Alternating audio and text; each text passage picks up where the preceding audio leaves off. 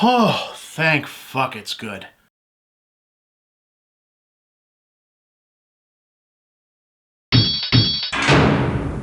So hey, I'm the guy who still likes The Force Awakens. Now, I know it's kind of popular to revisit that one as being not actually that good now, because it was getting a lot of its mileage, and yeah, it was a lot of its mileage out of callbacks and references and nostalgia and not being the prequels, and showing off how well J.J. Abrams could recreate the tone and pacing from the original trilogy. Hell, I even called it the world's first $200 million fan film in my review at the time, and all of that's true. I just think it was still an appropriate way to go, given the subject matter, and I don't really consider it to be some kind of inherent flaw, especially considering that they've clearly decided that the foundation of the new trilogy is deliberate meta-narrative about being a new generation inheriting legacies in general and the Star Wars legacy in particular. If that's going to be your angle, it's more than appropriate to go in almost a remake route with the first installment, because you've got to reacclimate everyone to what this is all about and what they were supposed to be remembering in the first place. But even as I was enjoying it, the undercurrent of worry that the new trilogy would end up being only about remixing nostalgia, especially with Abrams involved, because really, what else does he do, left me a bit worried about what would come next. So color me elated that The Last Jedi opens with an exchange of dialogue between two characters, look, I said no spoilers and I mean it, that is so fundamentally different in tone, structure, delivery, and context from anything that's ever been in a Star Wars movie before, in a good way, that I practically bolted upright in my seat,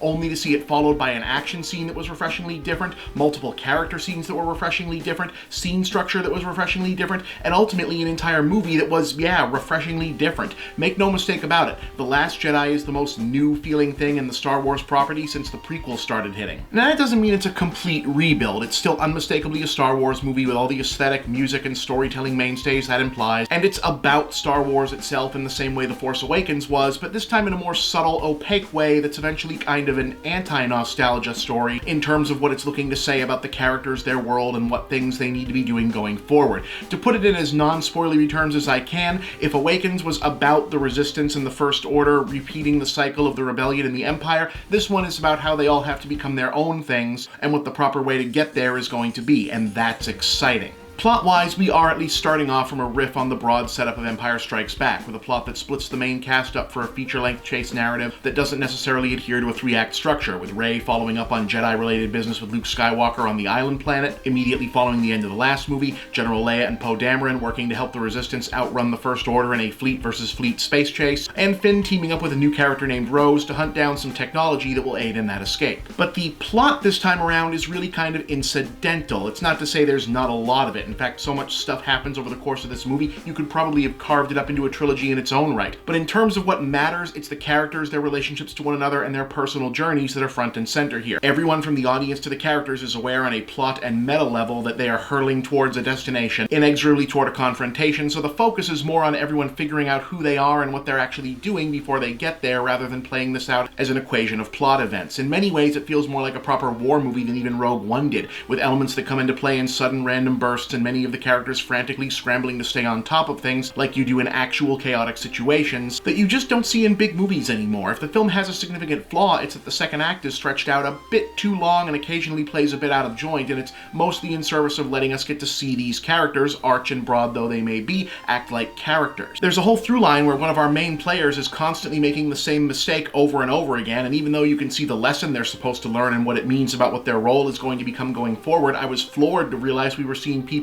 make mistakes, do dumb things, or misread a situation where it doesn't turn out to be some kind of clever misdirection or part of the plan the whole time. And even kind of a side quest that briefly pulls Finn and Rose away from the main story and goes on a bit too long in the second act, mostly for the purpose of hitting a very specific serious message button over and over again, eventually turns out to have been worthwhile and necessary, not because of some piece of plot-related detail, but because of what it means for what the film is going to be about. The MVPs this time around are almost certainly a split between Carrie Fisher and Adam Driver. Obviously, it was going to be a big deal to see Leia on screen for one more movie no matter what, but she's actually a huge part of the story this time around, and look, I won't spoil it, but in a movie where almost every character, old or new, with a name you're supposed to remember gets at least one big moment to themselves, hers is an all-timer. You'll know it when you see it. Adam Driver, on the other hand, you know, even after liking the first one, Kylo Ren was always a big question mark for me. As much as I genuinely adore the framing of the First Order as the alt-right to the Empire's old-school Nazis, you know, with Hux and Ren being these whiny, sniveling little shits playing big bad fascist dress-up in their literal and figurative grandfather's old clothes. The problem is that after the initial fun and poignancy of revealing that the supposed new, more badass Darth Vader is actually just this gawky little dork who doesn't even have a reason to wear his stupid helmet, is that after that you're still kind of stuck with the gawky little dork. But to both he and the film's credit, a big chunk of The Last Jedi turns on the idea that there's more to this guy than we think, and Driver does a legitimately incredible job of selling the idea of how scary the prospect of this guy actually growing into his abilities and gaining confidence should make the other characters and the audience. Really great stuff going on there, plus he's involved in some lightsaber business that's legit some of the best in the whole damn franchise, and I am aching to talk about how ingeniously it manages to drop the hammer on the whole Rey is a Mary Sue nonsense, but I said no spoilers. Last Jedi is a great Star Wars movie and also just a great movie. I love how the newness and the retro stuff complement each other. I love that the hero moments of its finale are so big and confident that it can drop other stuff that would be the climax of another movie into its midsection just because. I love the extra attention paid, not only to the way a certain surprise character shows up, but the way they're realized when they do. I love how weird and strange Mark Hamill is as Luke. I love how willing it is to flaunt its rejection of the idea that anything we haven't gotten an entire previous movie of backstory about was meant to be some kind of stupid mystery. I love how even though there's an overlong digression in Act 2, creating a pacing issue, it's still worth it in the overall service of, you know, we don't really talk about class stuff enough in this movie about generational warfare between religious orders and bloodline aristocrats, so let's do that. And I love The Last Shot. Look, we're going to keep getting Star Wars movies whether we like it or not, and not all of them are going to be good. It's just inevitable. But The Last Jedi is a real winner that fulfills its own promises. 3.5 stars. This is the sequel you've been waiting for.